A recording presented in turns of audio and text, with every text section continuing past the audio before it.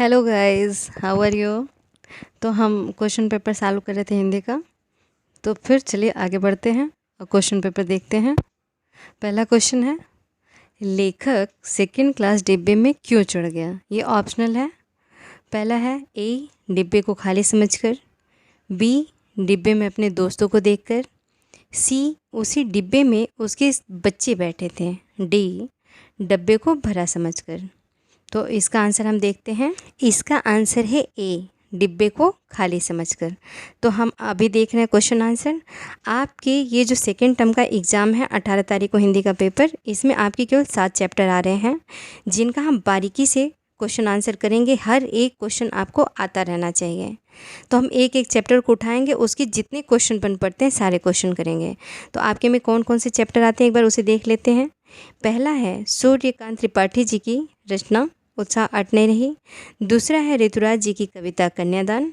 गद्य खंड से है यशपाल जी का लखनवी अंदाज, जिसका हम क्वेश्चन आंसर कर रहे हैं।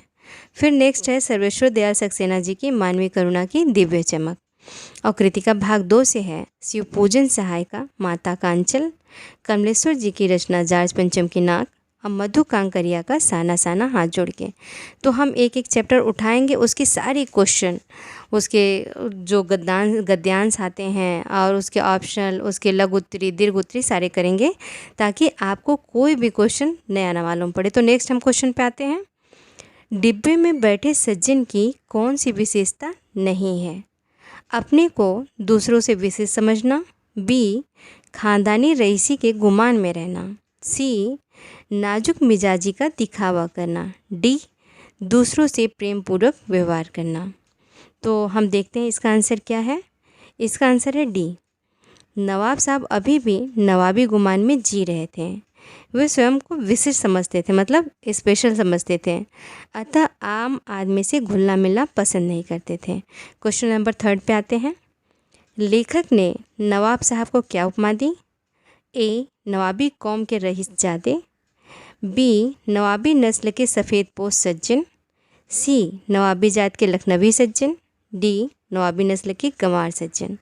इसका हम आंसर देखते हैं। इसका आंसर है बी, नवाबी नस्ल के सफ़ेद पोश सज्जन। चौथा क्वेश्चन हम देखते हैं, नवाब साहब का कौन सा अनुमान गलत सिद्ध हुआ।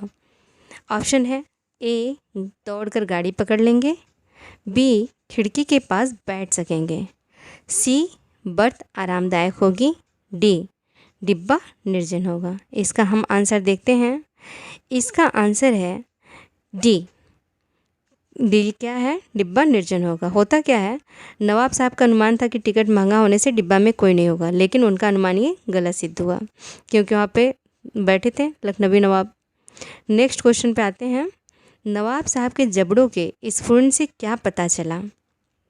ए, वे खीरा नहीं खाना चाहते थे, बी, वे खीरा खाना चाहते हैं और उनके मुंह में पानी आ रहा है, सी, खीरा कड़वा है, डी, खीरा खाने की उनकी इच्छा नहीं है।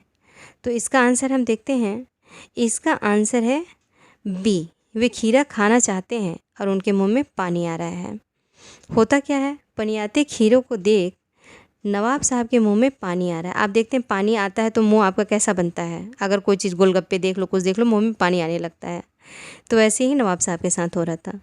खीरा वो खाना चाहते हैं लेकिन झूठी शान के कारण इनकार कर रहे हैं। फिर हम नेक्स्ट क्वेश्चन पे आते हैं। पनियाती फाकों को देखकर मुंह में पानी जरूर आ रहा था, इस वाक्य से क्या पता चलता है। ए, ऑप्शन है लेखक खीरा खाना चाहता था, बी, लेखक दुविधा में था खीरा खाए कि ना खाए, सी, लेखक खीरा नहीं खाना चाहता था, डी, लेखक को खीरा अच्छा नहीं लगता था। इसका आंसर है ए, लेखक खीरा खाना चाहता था। हम नेक्स्ट क्वेश्चन देखते हैं।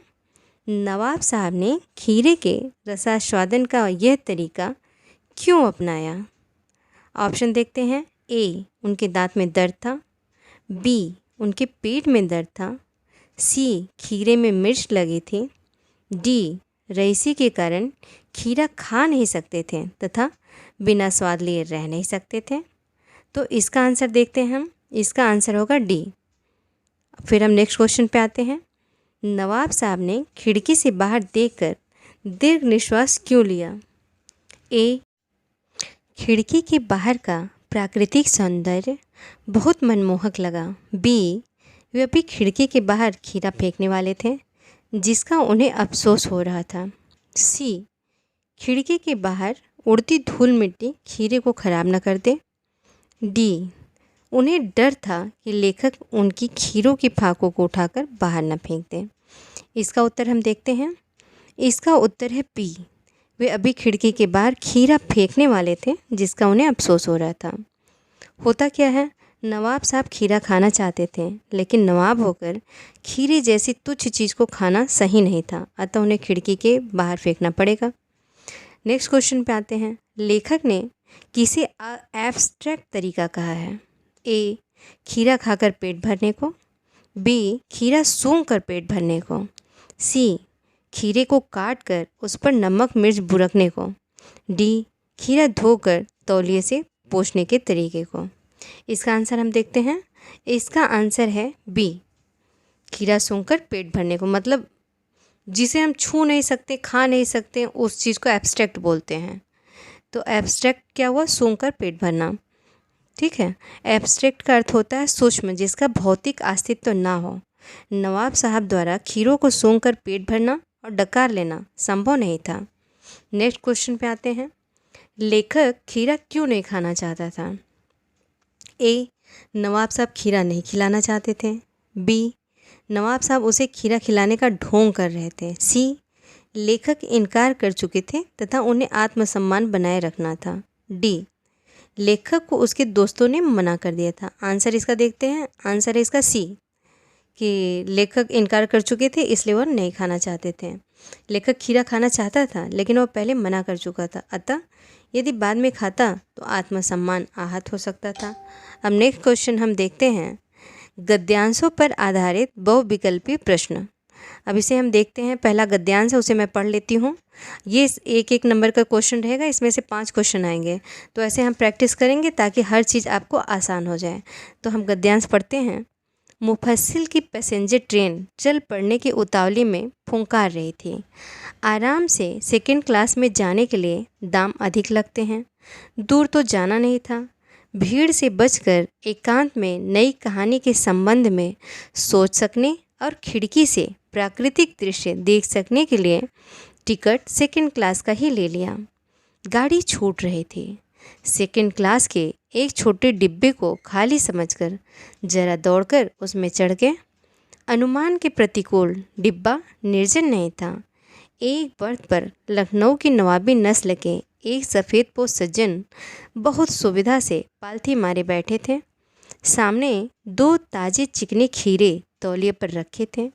डिब्बे में हमारे सहसा कूद जाने से सज्जन की आंखों में एकांत चिंतन में विघ्न का असंतोष दिखाई दिया। सोचा, हो सकता है यह भी कहानी के लिए सोच की चिंता में हो या खीरे जैसी अपदार्थ वस्तु का शौक करते देखे जाने के संकोच में हो। तो हम इसमें से जो क्वेश्चन आए हैं उसे देखते हैं। ये सब क्वेश्चन 2020 में इसमें से जो क्वेश्चन आए हैं, ये जो पैरा है ये आ चुका है। अब इसके हम क्वेश्चन देखते हैं। क्वेश्चन 1, लेखक ने सेकंड क्लास का टिकट महंगा होने पर भी क्यों खरीदा? ऑप्शन ए, प्राकृतिक दृश्यों को निहारने के लिए। बी, भीड़ से बचने के लिए। सी, एकांत में चिंतन करने के लिए। डी, ये सभी। तो इसका हम आंसर देखते हैं। इसका आंसर है डी। चूँकि लेखक भीड़ से अलग एकांत में खिड़की से बाहर के प्राकृतिक नज़ारों को देखते हुए नई कहानी लिखने के लिए चिंतन करना चाहता था, इसलिए उसने सेकंड क्लास का टिकट लिया था। नेक्स्ट क्वेश्चन पे आते हैं। नवाब साहब की आंखों में लेखक को क्या दिखाई दिया? ए, असंतोष। बी, उत्साह। सी, बेचैनी। डी, आंसू। तो इसका आंसर क्या है? इसका आंसर है ए, असंतोष। हम इसका व्याख्या देखते हैं। डिब्बे में नवाब साहब बैठे थे। लेखक को देखकर उन्होंने कोई उत्साह नहीं दिखाया, वरन एकांत में विघ्न पड़ने का असंतोष उनकी आंखों में था। अब नेक्स्ट क्वेश्चन हम देखते हैं। थर्ड, नवाब साहब के सामने तौलिए पर क्या रखा था? अभी आप देख रहे हैं पूरे में खीरे का ही जिक्र है, तो खीरा ही है। ऑप्शन फिलहाल हम देख लेते हैं। ए, रुमाल। बी, पुस्तकें। सी, खीरे। डी लड्डू। तो ऑप्शन क्या सही है? खीरा। नेक्स्ट क्वेश्चन देखते हैं, कौन सी बात लेखक के अनुमान के प्रतिकूल थी? अभी ये हमने उधर भी देखा, आप जितना प्रैक्टिस करेंगे उतना, अगर आपने चैप्टर नहीं भी पढ़ा है, आप क्वेश्चन के थ्रू आपको सब कुछ याद हो जाएगा। तो हम देखते हैं क्वेश्चन ऑप्शन ए, उस डिब्बे में एक सफ़ेद पोश नवाब बैठे थे। बी, सफ़ेद पोश नवाब ने उन्हें डिब्बे में चढ़ने से रोका। सी, सेकंड क्लास का डिब्बा खाली नहीं था। डी, उस डिब्बे में भी बहुत भीड़ थी। तो इसका हम आंसर देखते हैं। इसका आंसर है ए, उस डिब्बे में एक सफ़ेद पोश नवाब बैठे थे, क्योंकि लेखक पहले ही सोच के चढ़ा था कि डिब्बा खाली होगा। तो क्वेश्चन नंबर 5, सफ़ेद पोश शब्द से लेखक का क्या संकेत कर रहा है? ए, वे नवाब से प्रतीत हो रहे थे। बी, वे सफ़ेद वस्त्र पहने हुए थे। सी, वे सभ्य और भद्र दिख रहे थे। डी, वे बहुत सुंदर वस्त्र पहने हुए थे। तो इसका आंसर हम देखते हैं। इसका आंसर है सी, सफ़ेद पोश का अर्थ हुआ वे सभ्य और भद्र दिख रहे थे। अब हम फिर से आते हैं एक गद्यांश पे और उससे आंसर निकालेंगे। गद्यांश 2 देखते हैं हम। खाली बैठे कल्पना करते रहने की पुरानी आदत है। नवाब साहब की असुविधा और संकोच के कारण का अनुमान करने लगे। संभव है नवाब साहब ने बिल्कुल अकेले यात्रा कर सकने के अनुमान में किफ़ायत के विचार से सेकंड क्लास का टिकट खरीद लिया हो और अब गवारा ना हो कि शहर का कोई सफ़ेद पोश उन्हें मझले दर्जे में सफ़र करता देखे। अकेले सफ़र का वक्त काटने के लिए ही खीरे खरीदे होंगे और अब किसी सफ़ेद पोश के सामने खीरा कैसे खाएं? हम कनखियों से नवाब साहब की ओर देख रहे थे। नवाब साहब कुछ देर गाड़ी की खिड़की से बाहर देखकर स्थिति पर गौर करते रहे। ओह, नवाब साहब ने सहसा हमें संबोधित किया। आदाब अर्ज, जनाब खीरे का शौक़ फरमाएंगे? नवाब साहब का सहसा भाव परिवर्तन अच्छा नहीं लगा। भाप लिया। आप शराफत का गुमान बनाए रखने के लिए हमें भी मामूली लोगों की हरकत में लथेड़ लेना चाहते हैं? जवाब दिया। शुक्रिया किबला, शौक़ फरमाएं। तो इसका हम क्वेश्चन देखते हैं। इसका क्वेश्चन हम देखते हैं। क्वेश्चन 1, लेखक क्या अनुमान करने लगा? ऑप्शन ए, नवाब साहब सेकंड क्लास डिब्बे में क्यों चढ़े होंगे। बी, नवाब साहब को क्या संकोच और असुविधा हो रही है। सी, नवाब साहब उसके प्रति सम्मान का व्यवहार क्यों नहीं कर रहे हैं। डी, उपयोग सभी। अब हम आंसर देखते हैं। इसका आंसर है बी, क्योंकि होता क्या है, लेखक नवाब साहब की झिझक व नज़ाकत देख अनुमान लगाने लगा कि नवाब साहब को उन्हें सामने देख बहुत असुविधा हो रही होगी। नेक्स्ट क्वेश्चन पे आते हैं। लेखक की क्या आदत थी? ए, कुछ खाते पीते रहने की। बी, कुछ न कुछ सोचने की। सी, अपनी बड़ाई करने की। डी, दूसरों की बुराई करने की। आंसर हम देखते हैं। इसका आंसर है बी, कुछ न कुछ सोचने के, क्योंकि लेखक जो होता है वो कुछ न कुछ सोचता है तभी तो कुछ लिखेगा, तो कल्पना करता है, तो लेखक की आदत होती है कुछ न कुछ सोचने की। क्वेश्चन नंबर 3 पे आते हैं। लेखक नवाब साहब को कनखियों से क्यों देख रहा था? ए, नवाब साहब से डरने के कारण। बी, नवाब साहब के लिहाज के कारण। सी, नवाब साहब का हाल चाल जानने की इच्छा से। डी, विनम्रता के कारण। तो इसका आंसर हम देखते हैं। इसका आंसर है सी, नवाब साहब का हाल चाल जानने के लिए। क्वेश्चन नंबर 4, नवाब साहब द्वारा खीरा खाने के लिए पूछने पर लेखक ने क्या जवाब दिया? ए, धन्यवाद, आप खीरा खाइए। बी, धन्यवाद, मैं खीरा नहीं खाता। सी, हाँ जी, मैं खीरा खाऊंगा। डी, जी, पहले आप खाइए। इसका आंसर हम देखते हैं। इसका आंसर है ए। तो नवाब साहब द्वारा पहले लेखक को अनदेखा करने और फिर अपनी शराफत दिखाने के लिए लेखक से खीरा खाने को पूछे जाने पर लेखक ने भी शराफत से जवाब दिया कि आप खाइए। 5वां देखते हैं हम।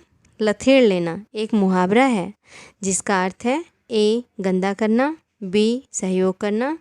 सी, शामिल करना। डी, इनमें से कोई नहीं।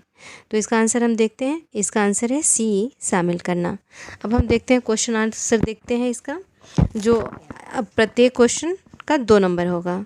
तो हम क्वेश्चन देखते हैं। पहला, लखनवी अंदाज पाठ के आधार पर बताइए कि लेखक ने खीरा खाने से मना क्यों किया।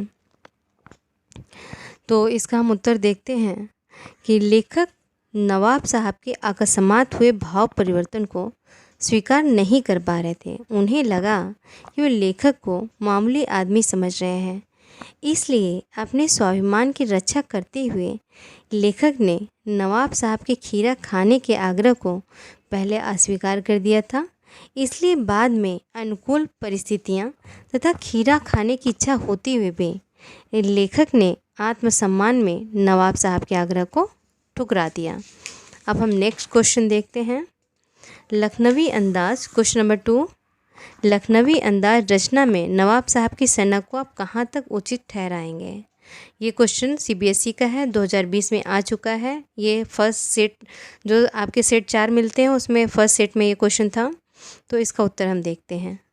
लखनवी अंदाज पाठ में नवाब साहब को अपनी नवाबी शान और रईसी का झूठा दिखावा करने की सनक कतई उचित नहीं है, क्योंकि दूसरों को नीचा दिखाना मानवोचित आचरण नहीं कहा जा सकता।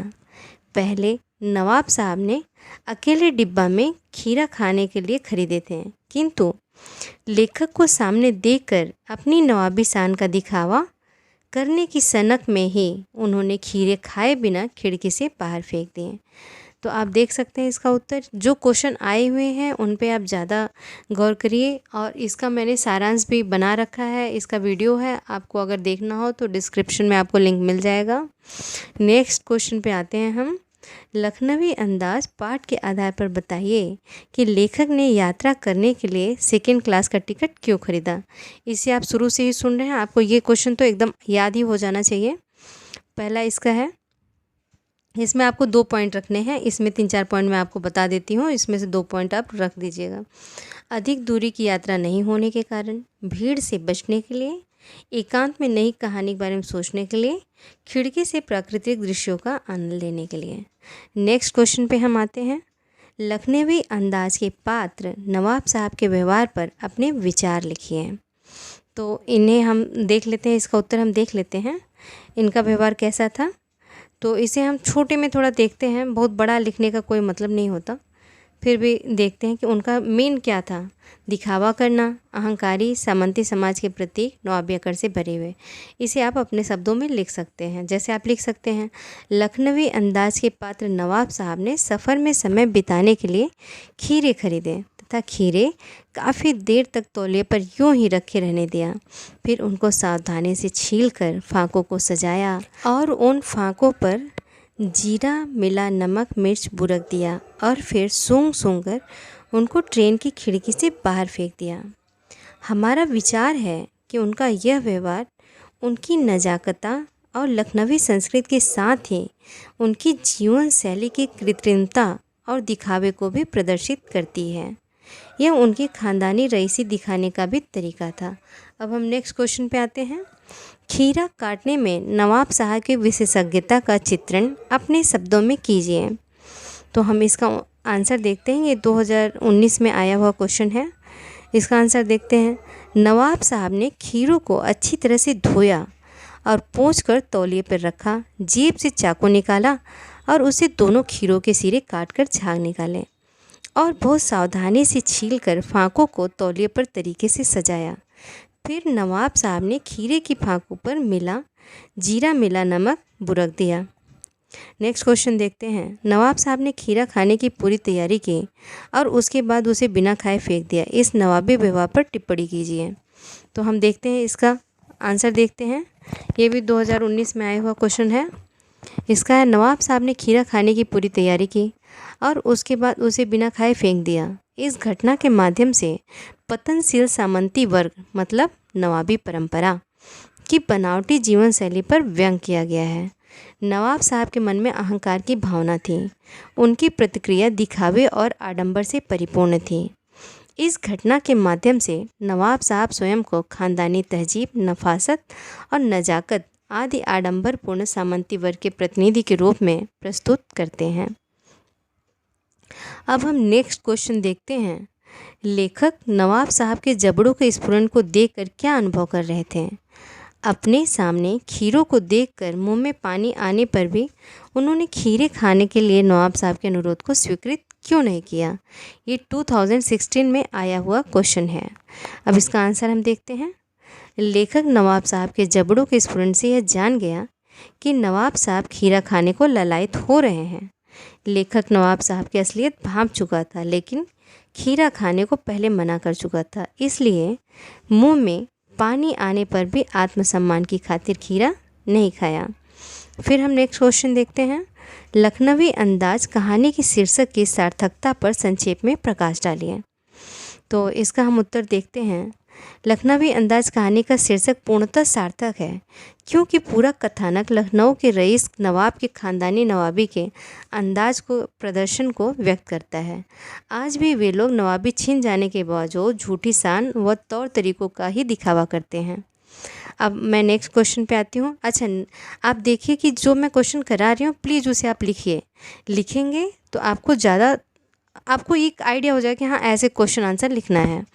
तो हम नेक्स्ट क्वेश्चन देखते हैं। शब्दार्थ, क्योंकि ये जो कहानी है लखनवी अंदाज, ये व्यंग्यात्मक रचना है जो कि यशपाल जी की है, और ये जो इसमें के जो शब्द हैं बहुत कठिन है। इसमें से क्वेश्चन 101% आएंगे, इसलिए इन शब्दों का अर्थ जानना आपको बहुत ज़रूरी है। इनसे सीधे सीधे क्वेश्चन आए हैं, मैंने देखा भी, तो इसलिए इनका शब्दार्थ जानना और उन्हें याद रखना। अब जैसे देखिए क्वेश्चन है, खीरा लजीज होता है लेकिन होता है शकील, नामुराद मैदे पर बोझ डालता है। नवाब साहब के इस कथन का क्या आशय है? तो इसका अगर हमें पता ही नहीं रहेगा तो हम आंसर क्या देंगे? तो इसका आंसर जो है, इसका आंसर है खीरा स्वादिष्ट होता है। लजीज का अर्थ हुआ स्वादिष्ट, पर आसानी से न पचने वाला होता है, इसलिए मैदे पर बोझ डाल देता है। तो मैदा मतलब यहाँ लीवर हुआ। तो इसका हम इसीलिए शब्दार्थ जानना मोस्ट इम्पॉर्टेंट है। तो इसका हम शब्द अर्थ देखते हैं। पहला है मुफस्सिल। मुफस्सिल का अर्थ हुआ केंद्रीय स्थान और उसके आसपास का स्थान, मतलब कि स्थानीय, जो हम शहर में एक जैसे पैसेंजर ट्रेन चलती है शहर में एक जगह से दूसरी जगह, उसे हम एक जगह से शहर के ही स्थान को जो स्थानीय जगह उसे मुफस्सिल कहते हैं। उतावली, उतावली का अर्थ हुआ बेचैनी। प्रतिकूल, प्रतिकूल का क्या अर्थ हुआ? विपरीत। निर्जन, बार बार निर्जन शब्द आ रहा है। निर्जन का क्या अर्थ हुआ? खाली स्थान। एकांत चिंतन, एकांत चिंतन का अर्थ हुआ अकेले में सोचना। विघ्न, विघ्न का अर्थ हुआ बाधा। सब कहते हैं तुम्हारे ख्यालों में विघ्न पड़ गया। खलल पड़ गया, खलल का अर्थ भी बाधा होता है, विघ्न का अर्थ भी बाधा होता है। अपदार्थ वस्तु मतलब सामान्य चीज़। आत्मसम्मान मतलब स्वाभिमान, जिसे हम कहते हैं सेल्फ रिस्पेक्ट। आंखें चुराना, बचने का प्रयास। किफ़ायत मतलब मितव्ययता, कम खर्च करना। किफ़ायत का अर्थ हुआ कम खर्च करना। गंवारा ना होना, स्वीकार नहीं होना। सब कहते हैं मुझे गंवारा नहीं, मतलब स्वीकार नहीं है। कनखियाँ, तिरछी नज़रों से देखना। गौर करना मतलब ध्यान देना। सब कहते हैं गौर करिए मेरी बात पे, मतलब ध्यान दीजिए। आदाब अर्ज, अभिवादन करना। भाव परिवर्तन मतलब भाव का अर्थ हुआ विचारों में परिवर्तन। भाप लेना मतलब समझ जाना। शराफत, सज्जनता या शालीनता। गुमान, घमंड। लथेड़ लेना, ज़बरदस्ती शामिल करना। किबला मतलब आप, सम्मान सूचक शब्द है। स्फुरण मतलब फड़कना, दृढ़ निश्चय, मजबूत विचार। एहतियात अर्थात सावधानी से, करीने से, अच्छी तरह से सजाना। बुरकना अर्थात छिड़कना। भाव भंगिमा मतलब चेहरे के हाव भाव। सब कहते हैं भाव भंगिमा कैसी थी, मतलब हाव भाव आपके चेहरे के कैसे थे। प्लावित होना, पानी भर जाना। असलियत अर्थात वास्तविकता, सचमुच। वल्लाह मतलब कसम से। पनियाती पानी छोड़ती। मुंह में पानी आना अर्थात जी ललचाना। तलब महसूस होना अर्थात इच्छा करना। सतृष्ण इच्छा सहित। तृष्ण को होता है इच्छा, स मतलब सहित, इच्छा सहित। दीर्घ निश्वास, लंबी श्वास। पलकें मूंदना अर्थात आंखें बंद करना। तो आई होप आप सबको समझ में आया होगा, पसंद आया होगा। आपको 101% ये इसमें से कोई ना कोई क्वेश्चन आपको एग्ज़ाम में ज़रूर टकराएंगे। तो अगर पसंद आए तो प्लीज़ लाइक शेयर सब्सक्राइब करें, लोगों के पास शेयर करें। धन्यवाद।